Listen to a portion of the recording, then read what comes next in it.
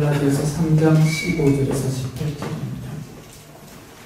형제자매 여러분, 나는 사람의 관례를 예로 들어서 말하겠습니다. 어떤 사람이 적법하게 유언을 작성해 놓으면 아무도 그것을 무효로 하거나 거기에다가 어떤 것을 덧붙일 수 없습니다.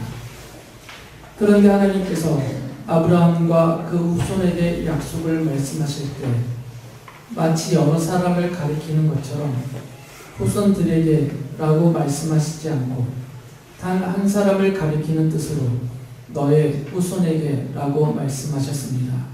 그 한 사람은 곧 그리스도이십니다. 내가 말하려는 것은 이것입니다. 하나님께서 이미 맺으신 언약을 430년 뒤에 생긴 율법이 이를 무효로 하여 그 약속을 폐하지 못합니다. 그 유업이 율법에서 난 것이면 그것은 절대로 약속에서 나는 것이 아닙니다. 그러나 하나님께서는 약속을 통하여 아브라함에게 유업을 거저 주셨습니다. 아멘.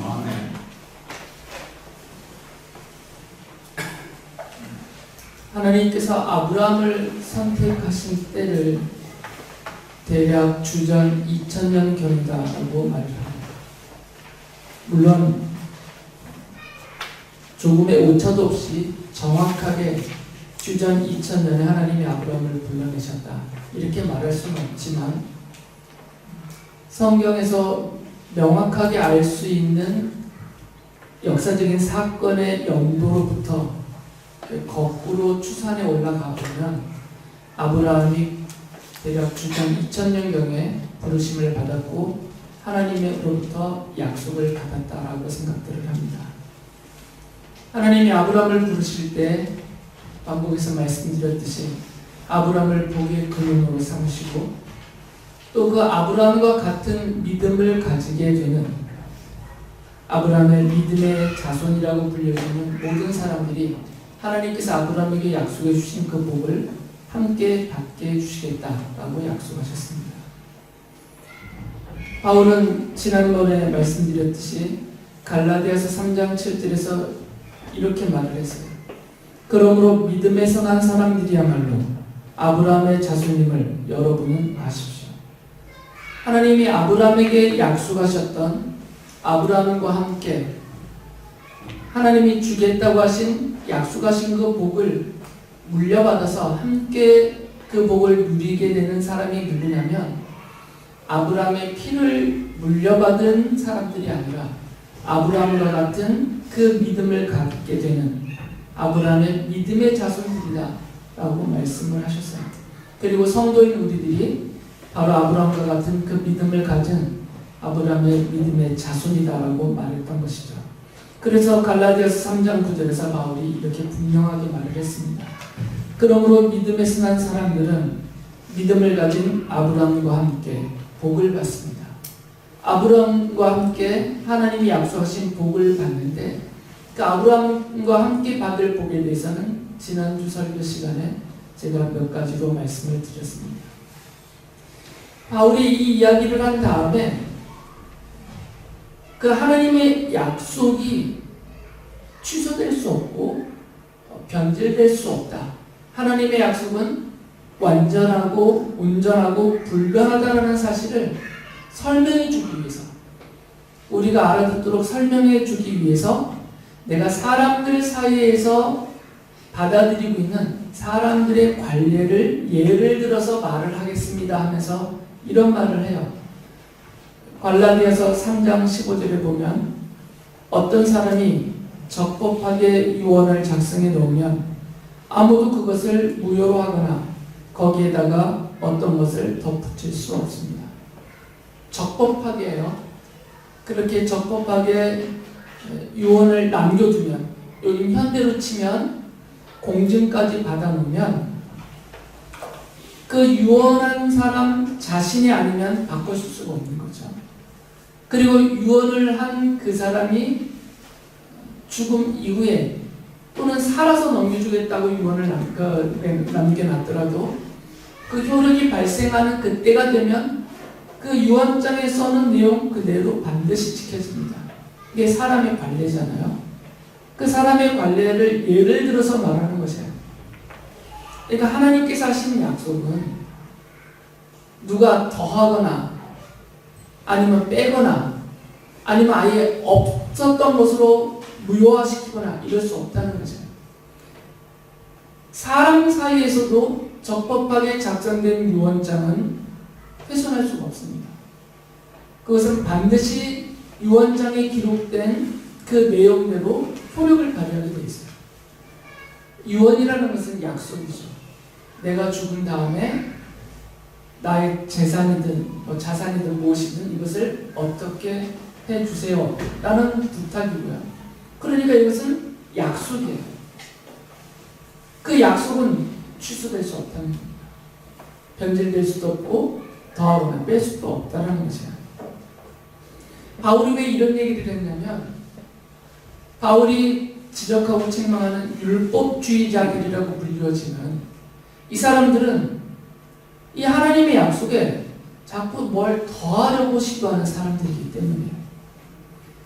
하나님께서 아브라함에게 약속하셨고 또 예수 그리스도께서 성취해 주신 하나님의 약속은 오직 믿음으로만 죄 용서를 받고 오직 믿음으로만 하나님 앞에서 의롭다고 여김을 받아서 거룩한 하나님의 자녀 백성이라는 고귀한 신분, 그 이름을 얻고 그 믿음으로 얻은 그 신분대로 하나님이 약속하신 복을 누리게 된다는 거죠.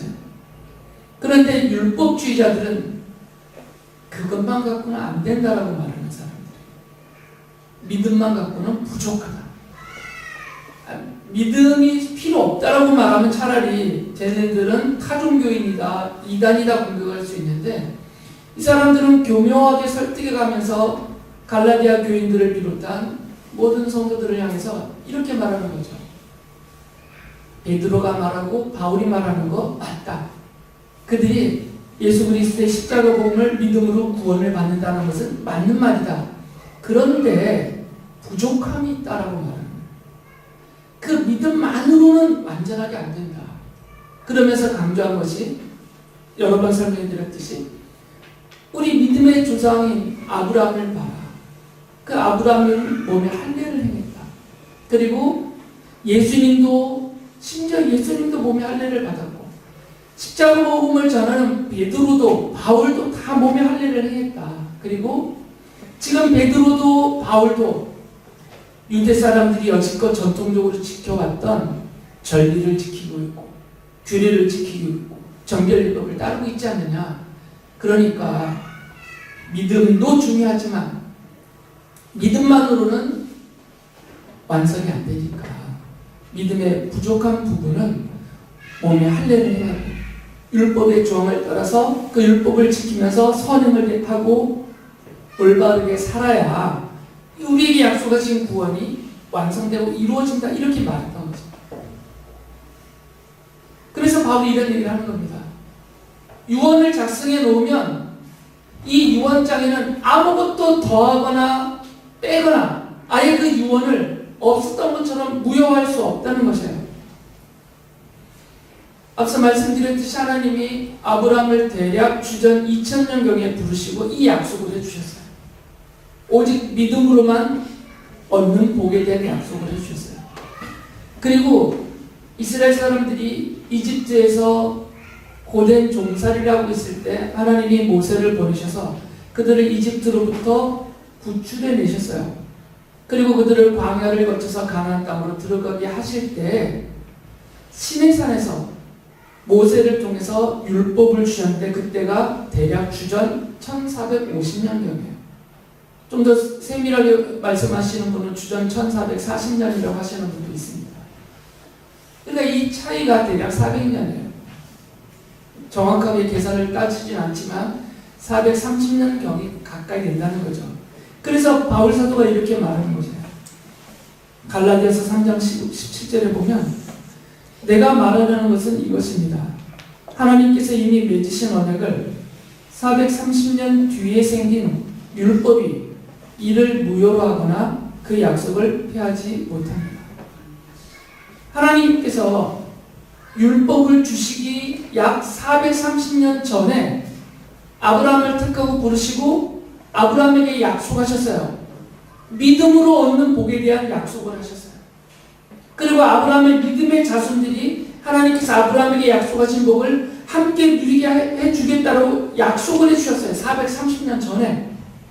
그런데 430년 늦게 주어진, 모세를 통해서 주어진 이 율법, 그 율법을 지키고 율법의 조항을 따라서 몸에 할례도 행하고 정결례법도 지키고 이 유대 관습을 따라서 여러 가지를 지켜야만 된다고 말하는 이 율법주의가 어떻게 감히 하나님이 아브라함에게 주신 그 약속을 무효시키거나 피하여 없앨 수 있냐 그 말이에요. 사람의 관례를 따라도 안 된다 그 말입니다. 사람의 관례를 따라도 한 번 작성된 유언장은 다른 사람이, 세상 사람들이 당사자 외에 그 누구도 빼거나 더하거나 무효화시킬 수 없다는 거죠.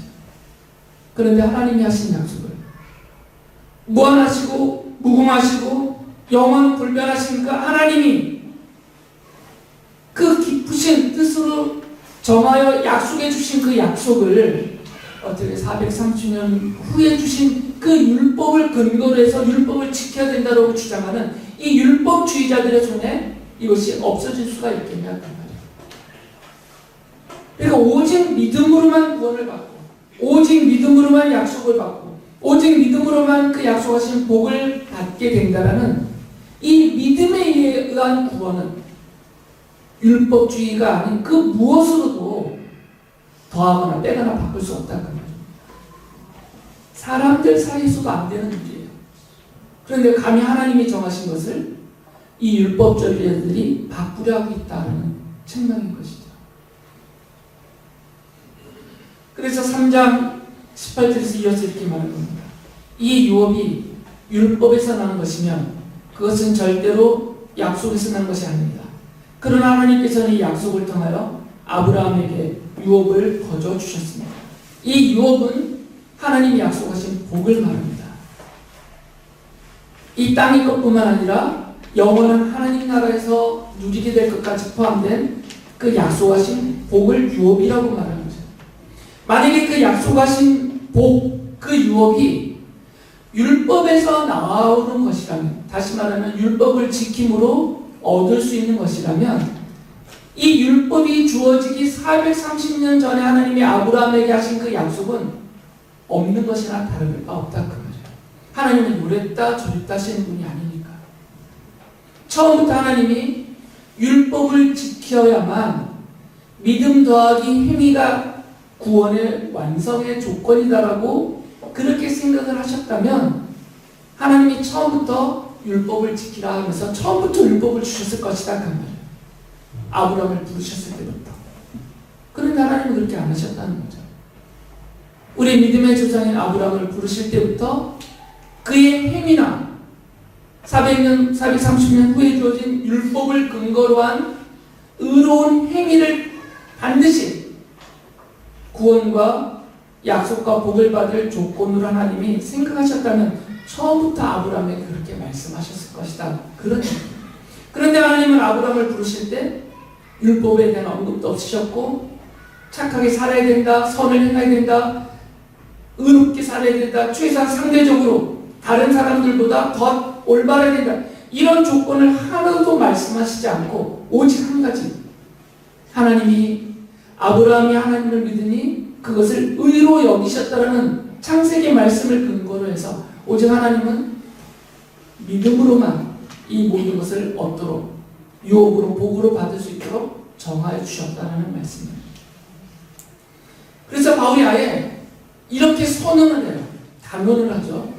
갈라디아서 5장 4절에 보면 율법으로 의롭게 되려고 하는 사람은 그리스도에게서 끊어지고 은혜에서 떨어져 나간 사람입니다. 믿음으로만은 안 되고 율법을 지켜야 된다, 이렇게 강조하는 사람은 믿는 사람 같아 보이지만 사실은 이 사람은 참되게 믿는 사람이 아니다. 이것은 교묘한 속임수여서 십자가의 복음을 파괴하려는 사탄의 속임수이기 때문에 아무리 그럴듯해 보여도 연약한 성도들을 향하여서 믿음만으로는 안 되고 기도도 해야 돼. 믿음만으로는 안 되고 죄를 지으면 안 돼. 믿음만으로는 안 되고 주님 앞에 헌금도 해야 돼. 예배도 해야 돼. 자꾸 속삭이는 이 속삭임들이 아무리 믿는다라고 스스로 말하는 사람의 입을 통하여서 연약한 성도들에게 전달되고 그래서 혼란에 빠뜨리고 이들의 말을 따라서 뭔가 해보려고 하면 할수록 자신의 부족함과 연약함과 어리석음이 더 드러날 수밖에 없어서 깊은 자책감과 죄의식에서 오히려 넘어질 수밖에 없게 되는 결과가 나올 것이 뻔한데, 그런데 계속 그런 얘기를 하는 사람은 바울의 선언을 근거로 해서 보면 이 사람들은 믿지 않는 사람이다 그 말이에요. 복음을 해치는 사람이니까. 로마 가톨릭에도 구원이 있다라고 주장하시는 분들이 있지만 있을 수 있어요. 하나님이 택하여 부르셔서 예수님을 믿고 구원받게 하시려면 얼마든지 하실 수 있습니다. 그들의 손에도 성경이 있으니까. 그런데 손에 성경을 갖고 있지만 그들이 가르치는 교리의 핵심은 무엇이냐면 믿음만으로 안 된다예요. 십자가 복음을 믿음만으로는 구원 못 받는다. 그들의 말에 의하면 다른 것들이 있어요. 그래서 가톨릭을 통해서는 참된 구원을 얻을 수 없다라고 단언까지 할 수 있는 것이고요. 제가 어떤 공격을 받을지 모르지만 저는 로마 가톨릭을 기독교의 종파로 보지 않습니다. 이거는 완전히 다른 종교예요. 타종교예요. 마리아를 숭배하는 타종교라고요. 그러니까 가톨릭 안에서 예배하고 있는 사랑하는 가족들이 있으면 거기서 불러내야 됩니다. 어떻게든 하나님이 구원해 주시겠지 하고 안심하고 있으면 안 돼요. 참된 십자가의 복음에 도달하기가 어려운 구조가 짜여져 있어요. 오랜 기간 동안 이런 구조가 강하게 굳어져서 순수한 예수 그리스도의 십자가 복음을 믿음으로만 얻는 구원에 도달하기가 어려운 구조가 되어져 있어요. 아무리 손에 성경을 들고 있어도.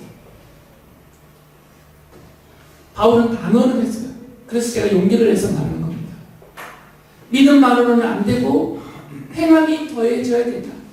이렇게 말하는 사람들은 그 누구가 됐든 간에 그리스도에게서 끊어지고 하나님의 은혜에서 떨어진 사람이라고 단언을 해요. 구원받을 수 없다 그 얘기예요. 한마디로.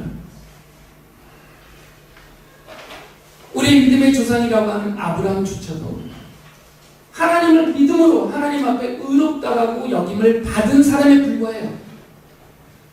그러니까 아브라함이라는 사람이 누구냐면 우리와 똑같이 죄를 용서받고 하나님께서 의롭다라고 여겨주신 죄인이라는 거죠. 하나님이 용서해 주시지 않으면, 의롭다라고 여겨주시지 않았다면 아브라함도 우리와 똑같은 죄인으로서 그 죄와 그로 인한 비참함과 육체적인 죽음을 거친 영원한 죽음인 지옥 사망에 떨어질 우리와 똑같은 사람에 불과하다는 것입니다. 그런 아브라함을 하나님 택하시고 똑같은 우리를 택하시고 아브라함이 믿음을 갖게 하셨던 것처럼 우리도 믿음을 갖게 하시고 아브라함을 그 믿음을 근거로 해서 용서해 주시고 의롭게 여겨주신 것처럼 우리도 우리의 믿음을 근거로 해서 죄를 용서받게 해주시고 의롭게 여겨주셨어요. 똑같은 거예요. 아브라함이 100% 온전하게 죄가 하나도 없이 의롭게 살았기 때문에 그가 믿음의 조상으로서 우리보다 앞서 하나님이 하신 약속을 그 구원을 누린 사람이 아니라는 거죠. 하나님이 아브라함에게 하신 그 약속은 아브라함과 같은 똑같으네요. 다른 방식의 믿음은 없습니다. 믿고 착하게 살면 이런 것 없어요. 성경이 말하는 것은 아브라함과 똑같은 방식의 믿음이에요. 그 믿음을 가진 믿음의 자손인 성도들, 바로 우리들이, 여러분들이 이어받는 것입니다. 하나님은 예수 그리스도의 십자가 복음을 믿는 성도들을 하나님이 사랑하시는 자녀요 백성이라고 삼으셨고 그리고 아브라함의 믿음의 자손으로 여겨주십니다. 우리를 아브라함의 믿음의 자손으로 여겨주시기 때문에 하나님께서 아브라함에게 주신 그 약속을, 그 약속하신 복을 영원한 생명과 영원한 하늘의 복까지 포함된 하나님이 아브라함에게 약속하신 그 복을 물려받는 믿음의 자손이 되어진 것이고, 그 믿음으로 다 받는 것입니다. 반복해서 말씀드리지만 저를 포함해서 비록 성도들이 우리 인간적인 본성의 연약함이 있잖아요. 본성적인 부족함이 있고 그로 인한 본성적인 어리석음이 있어요. 이런 연약함과 부족함과 어리석음 때문에 죄악에서 완전히 벗어나지를 못하고 살고 있어요. 저도 그렇고. 그렇다더라도 그러한 우리의 연약함이, 우리의 부족함이, 우리의 어리석음이, 그로 인한 우리가 저지르는 여러 온갖 종류의 죄악이 하나님이 나에게 주신 약속, 아브라함에게 주신 약속, 나에게 주신 약속을 무효할 수는 없다는 거죠. 이것이 복음입니다. 그래서 복음인 거예요. 믿고 착하게 살면 구원받는다. 이건 복음이 아니에요. 이건 무거운 짐에 불과합니다. 이룰 수 없는 일이기 때문에. 우리가 이룰 수 없는 일이에요. 그러니까 이런 말을 함부로 하시면 안 돼요. 죄를 지었는데 회개를 못하고 급작스럽게 죽으신 분들은 어떡하냐. 그 죄를 회개를 못했는데 그럼 그 죄를 용서받지 못하고 지옥 가느냐. 헷갈린다라고 말을 하죠. 이건 복음의 본질을 잘 모르는 겁니다. 우리가 지은 죄는 우리가 과거에 지었든 현재 짓고 있든 앞으로 죽을 때까지 짓게 되는 죄까지 포함해서 우리의 과거의 죄, 미래의 모든 죄는 예수님께서 십자가에서 죽으시면서 우리의 과거, 현재, 미래 모든 죄에 대한 벌을 다 대신하여 받고 죽으셨기 때문에 이미 죄의 용서가 100% 완료된 상태예요. 우리는 죄 용서가 완료된 자예요. 내 입으로 회개 고백을 했든 안 했든 이거하고 상관없는 겁니다. 그리고 현실적으로 우리가 여지껏 살아온 모든 죄를 단 한 개도 까먹지 않고 다 기억하여 회개할 수 있는 사람이 누가 있어요? 이건 말이 안 되는 내용입니다. 그런 염려 걱정 안 하셔도 돼요. 하나님의 약속은 오직 믿음으로만 받는 것이고요. 하나님은 성도들의 그 믿음을 귀하게 여기고 계십니다. 로이의 믿음도 귀하게 여기세요. 한참 여기시면 안 됩니다. 우리 학생들의 믿음도 귀하게 여기십니다. 여러분의 눈에는 걱정되어 보이는 부분이 남아있다더라도 하나님은 그것조차도 귀하게 여기세요. 이 자리에 나와 앉아있을 수 있는 만큼의 믿음도 귀하게 여기세요. 사람들 앞에서 막 지도하며 이끌어가는 정도의 그런 수준이 아니라 겨우 그냥 힘겹게라도 교회에 나오는 그 믿음조차도 귀하게 여기신다고요. 그러니까 함부로 판단하고 평가하시면 안 돼요. 회사에서 그렇게 힘겹게 일하면서 겨우겨우 짱을 내서 어떻게든 교회에 나오는 그 믿음도 귀하게 여기시는 거죠. 1년 365일 동안 교회에서 사는 그것만 귀하게 여기시는 게 아니고 우리의 믿음을 우리가 판단하면서 등급을 매겨서 함부로 정지하면 안 되는 거죠. 하나님은 오직 우리 안에 있는 믿음만 보십니다. 물론 그 믿음이 정도의 차이는 있겠지만 그 정도의 차이라는 게 그 믿음의 정도의 차이만큼 구원을 100% 받고 80% 받고 60% 받고 누구는 겨우 10% 받고 이 정도의 차이를 말하는 게 아닙니다. 구원은 100% 하나님이 하시고 이미 완료된 죄 용서예요. 완료된 구원입니다. 그러나 그 믿음으로 하나님을 알고 그 믿음으로 살아가는 정도의 차이가 있다는 거죠. 그 정도의 차이를 가지고 함부로 판단하고 정죄하면 안 되는 것입니다. 바울이 중요한 이야기를 또 해요. 무슨 얘기를 하냐면 아브라함의 자손이라는 표현을 지난번 설교 때 말씀드렸듯이 이스라엘 사람들은 아브라함의 피를 물려받은 혈통적인 자손이라고 해석을 했어요. 그래서 이스라엘 사람들만, 유대인들만 아브라함의 자손이다 라고 주장을 해요.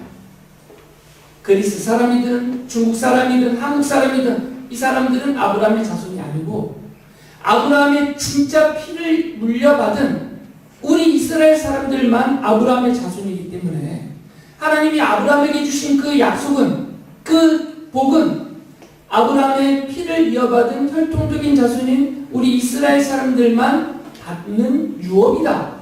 물려받는 복이니까 그 유업을 우리만 받는다라고 주장했어요. 그리고 그렇게 믿고 있었어요. 그래서 바울 사도가 그 생각의 잘못됨을 지금 설명하려고 하는 겁니다. 하나님께서 아브라함을 부르시고 아브라함을 가나안 땅으로 데리고 가시면서 아브라함에게 그 땅을 주겠다고 약속하셨어요. 그리고 그 약속을 하실 때 아브라함과 아브라함의 씨에게 이 약속을 주겠다라고 하나님이 말씀하셨어요. 그래서 아브라함이 이런 얘기를 합니다. 창세기 24장 7절에 보면 아브라함이 하는 말이에요. 주 하늘의 하나님이 나를 나의 아버지 집, 내가 태어난 땅에서 떠나게 하시고 나에게 말씀하시며 나에게 맹세하여 이르시기를 내가 이 땅을 너의 씨에게 주겠다 하셨다. 그러니 주님께서 천사를 너희 앞에 보내셔서 거기서 내 아들의 아내 될 사람을 데려올 수 있도록 도와주실 것이다. 아브라함이 하나님 나에게 이렇게 말씀하셨다는 겁니다. 나를 메소포타미아 땅에서 택하고 부르셔서 가나안 땅으로 데리고 가실 때 하나님이 나에게 약속하시기를 이 가나안 땅을 너와 너의 씨에게, 자손이라고 번역된 너의 씨에게 주겠다라고 맹세하여서 약속하셨다는 말이에요. 이스라엘 사람들은 너의 씨, 자손이라고 번역된 이 너의 씨를 복수형으로 해석을 했어요. 그래서 아브라함의 자손들에게 주겠다 이렇게 해석을 했어요. 그리고 자기네가 아브라함의 자손들이다 라고 주장했던 거죠. 그러니까 하나님이 창세기 24장 7절 뿐만 아니라 처음부터 하나님이 아브라함에게 약속하셨던 모든 약속에 나오는 그 씨라고 번역된 그 단어는 제라라는 히브리어 단어인데 이거는 단수형으로 다 쓰였어요. 복수형으로 쓰이지 않고 단수로 써졌단 말이에요. 단수형으로. 너의 씨라고. 너의 자손이라고. 그러니까 자손이라고 우리말로 번역해 놓으면 복수형처럼 들리지만 단수 자손도 있고 복수 자손도 있잖아요. 자손 그렇게 말할 때는. 저도 저희 아버님의 자손이고 저희 형들도 저희 아버님의 자손이란 말이에요. 그러니까 한국어의 어감으로는 자손이라는 단어가 단수로 느껴질 수도 있고 복수로 느껴질 수도 있어요. 그러나 히브리어에서는 그걸 명확하게 구분했습니다. 단어 자체에 단수, 복수형이 분명하게 드러나기 때문에 단수형으로 써 있어요. 아브라함이 말할 때 단수로 말했단 말이에요. 그래서 바울 사도가 이 말씀을 근거로 해서 아브라함에게 하나님이 주신 약속에서 아브라함의 그 약속을 물려받을 자손이라고 하나님이 말씀하실 때는 여러 사람을 가리켜 말하지 않고 한 사람을 가리켜서 말씀하신 것이다 라고 주장하는 거예요.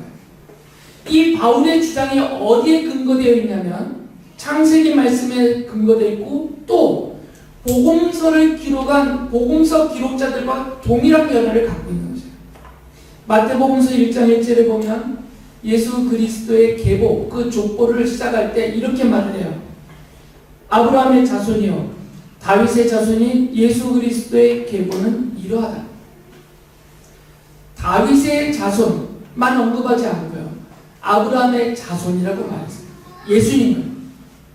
이 예수님을 아브라함의 자손이며 다윗의 자손이다라고 말씀을 하셨어요.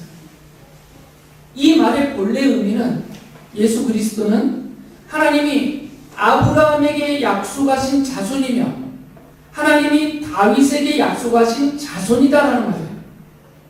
똑같은 단수형이에요.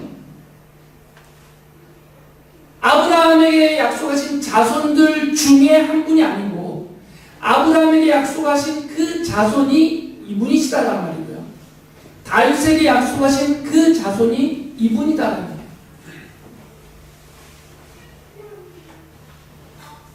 유대인들은 이걸 구분을 했습니다. 아브라함의 자손이라는 표현은 복수형을 썼어요. 그리고 다윗의 자손은 단수형으로 사용을 했어요. 그래서 메시아로 오시는 그리스도를 다윗의 자손 이렇게 불렀어요. 단순해요. 그런데 똑같은 약속의 말씀이거든요. 하나님이 아브라함에게 약속하셨던 아브라함의 자손이 시간을 거치면서 다윗의 언약으로 확대되면서 다윗의 자손이라고 명시가 되었을 뿐이에요. 그러니까 창세기 24장 7절에서 말씀하신 너의 씨가 사무엘하 7장에서 말씀하시는 다윗에게 약속하신 너의 자손 여기로 연결이 되는 거죠. 이건 다른 말이 아니라 한 말이에요. 그러니까 마태복음서를 기록하신 분도 이것을 알기 때문에 또 성령께서 그것을 깨우치셔서 기록하셨기 때문에 예수께서 누구시냐를 설명할 때 아브라함의 자손이며 다윗의 자손이신 예수 그리스도 이렇게 썼거든요. 바울도 같은 생각입니다. 그래서 바울이 이렇게 베드로 사도가 이렇게 말하는 거죠. 갈라디아서 3장 16절에 보면 바울 사도가 이렇게 말해요. 그런데 하나님께서 아브라함과 그 후손에게 약속을 말씀하실 때 마치 여러 사람을 가리키는 것처럼 후손들에게라고 말씀하시지 않고 단 한 사람을 가리키는 뜻으로 너의 후손에게라고 말씀하셨습니다. 그 한 사람은 곧 그리스도이십니다.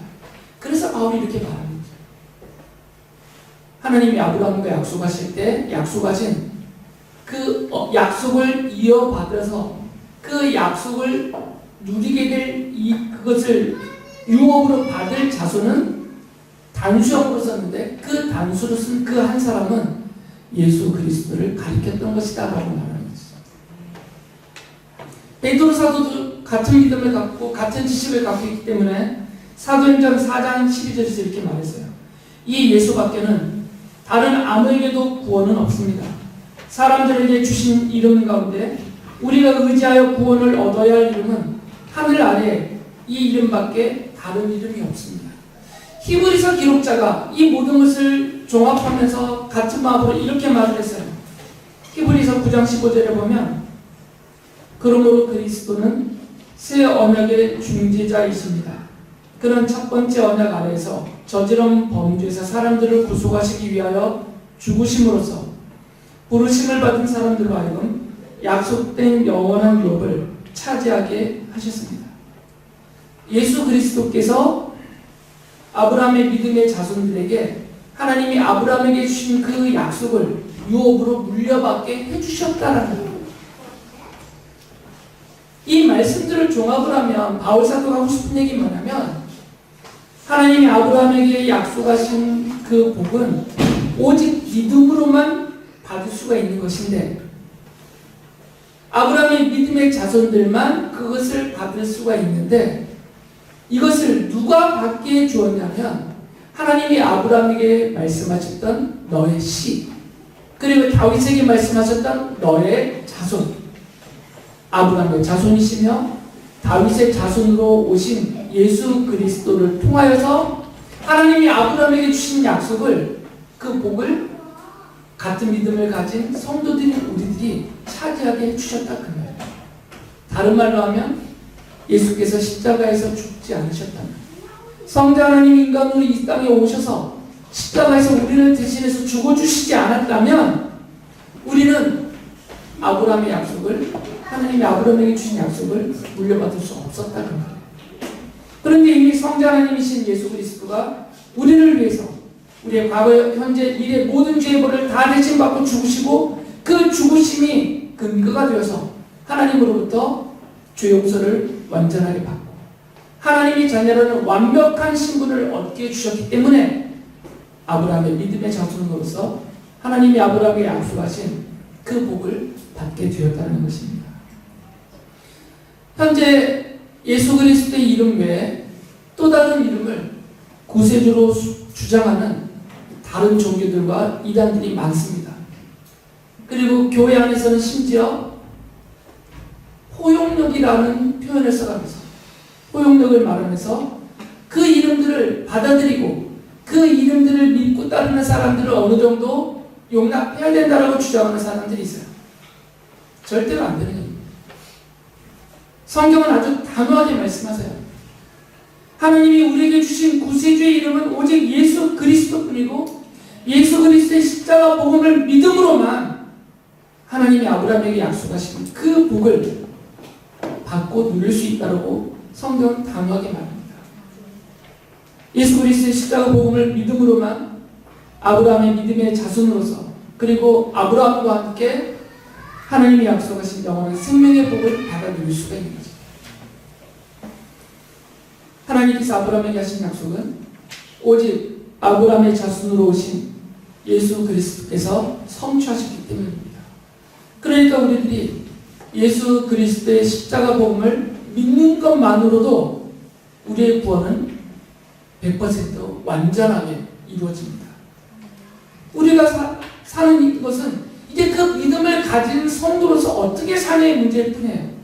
내가 어떻게 살아야 구원을 받느냐의 문제는 이미 예수님의 십자가에서 다 해결해 드렸어요. 우리는 이제 그 은혜를 입은 사람으로서 아브라함에게 약속하신 복을 유업으로 물려받은 하나님의 자녀로서 아브라함의 믿음의 자손으로서 어떻게 살아가느냐만 남아있는 것입니다. 이 순서를 뒤바꾸시면 안 된다는 거죠. 율법주의자들은 그것을 뒤바꿔서 말하는 겁니다. 믿음으로만은 안 되고 착하게도 살아야 된다, 뭐도 해야 된다, 종교적인 뭐도 해야 된다라고 말하는 사람들이 이것을 뒤집어 놓으려는 사람들. 이 자리에 함께 있는 모든 성도님들이 예수 그리스도의 십자가 복음을 분명하게 깨닫고 믿고 하나님의 자녀가 되어서 이제 하나님의 자녀로서 아브라함을 통해서 주신 약속을 이 땅에서부터 영원토록 풍성하게 누리며 살아갈 수 있기를 바랍니다.